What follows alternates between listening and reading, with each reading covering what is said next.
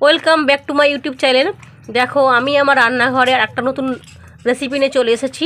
এটা হলো মাছের মাথা দিয়ে আর পাঁচ মিশরি সবজি দিয়ে একটা তরকারি।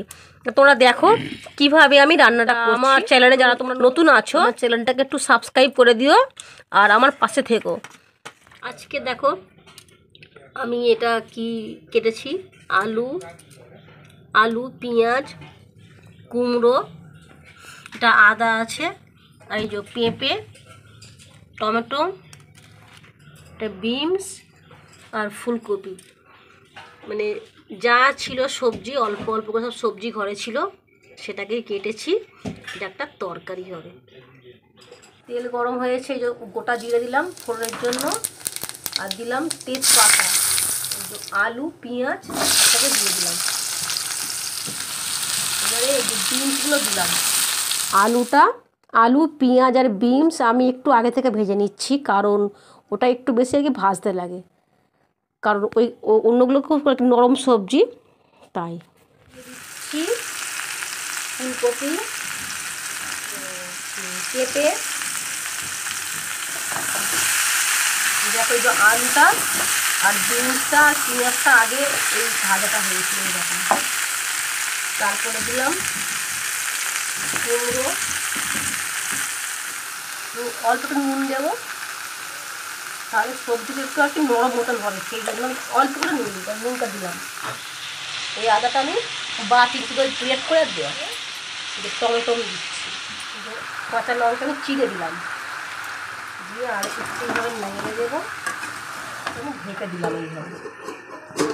চাপা থেকে খুলেছি, এবারে আমি দেখো কত সুন্দর দেখো হয়েছে চাপা থেকে খুলতে। এবারে আমি এতে মশলা দিই, দিলাম, এবারে লঙ্কার গুঁড়ো অল্প দিলাম, বেশি দেবো না, তাহলে ধনের গুঁড়ো, জিরের গুঁড়ো। এবার আমি করবো, এটা আমি চাপাতেই করবো, কারণ চাপাতে করলে জিনিসটা টেস্টটা সুন্দর আসে, জলটা না দিলে খুব সুন্দর টেস্টটা আসে। দেখো এই কালারটা এসেছে। এইবারে আমি এই যে মাছের মাথাটা আমি আগে থেকে ধুয়েছিলাম, এটা আমার দেখানো মাছের মাথাটা এই যে আগে থেকে ভাজা ছিল, এটা আমি দিয়ে দিলাম এইটাকে। এবারে এটাকে এইভাবে নিয়ে আমি ভিতরে দিয়ে দেবো মাছের মাথাটা, তাহলে এটা ভাপে সিদ্ধ হয়ে যাবে। আমি ভিতরে দিয়ে দিয়েছি, এবারে আমি এটাকে চাপা দেবো। এটাকে খুলেছি আমি, তো এবার ঢাকাটা দেখো মাছের মাথাটা আমি যে ভিতরে বললাম না, আমি দেখো মাছের মাথাটা আমি কেন ভিতর দিকে দিয়ে দিলাম, কারণ এই দেওয়ার পরে যেরকম হয়েছে চাপছি মাছের মাথাটা এটা আর কি ভেঙে যাবে, তখন ভেঙে গেছে, কারণ নরম হয়ে গেছে সবজিটার জন্য ভেঙে গেল। জল দিতে লাগবে না, জল না দিলেই এই সবজির মধ্যে যে জল আছে সেই জলেই পুরো একদম তরকারিটা আমার হয়ে যাবে। এটা টেস্টটা খুব সুন্দর আসে। এইগুলো আমার মায়ের কাছ থেকে শেখা, এই রান্নাগুলো, যে কোনো চচ্চড়ির মধ্যে মানে মাখো যে তরকারিগুলো হবে সবজির মধ্যে, যদি না আমরা জল দিয়ে রান্না করি তার টেস্ট আর কি দারুণ আসে। তা সেই মায়ের কাছ থেকে এইগুলো শেখা আমার। তা আমি রান্না করি যখন কোনো রকম তরকারি চচ্চড়ি আর কি সবজির তরকারি যখন করি, এই বাঁধাকপি বলো আমি সবজি আর কি আমি জল দিই না, এটা তো পুরোপুরি সবজির তরকারি, তাই আমি কিন্তু এতে একটু জল দিইনি। দেখো কিন্তু দেখো একটা মাখোটা ভাব হয়ে এসছে।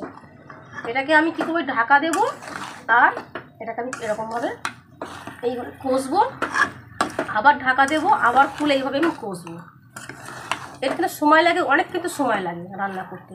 যেটা জল দিয়ে আমার হয়তো রান্নাটা হয়ে যাবে 10 মিনিটে, এটা কিন্তু আমার হবে আধা ঘন্টায়, কিন্তু টেস্ট মানে কি বলবো দারুণ টেস্টটা আসবে।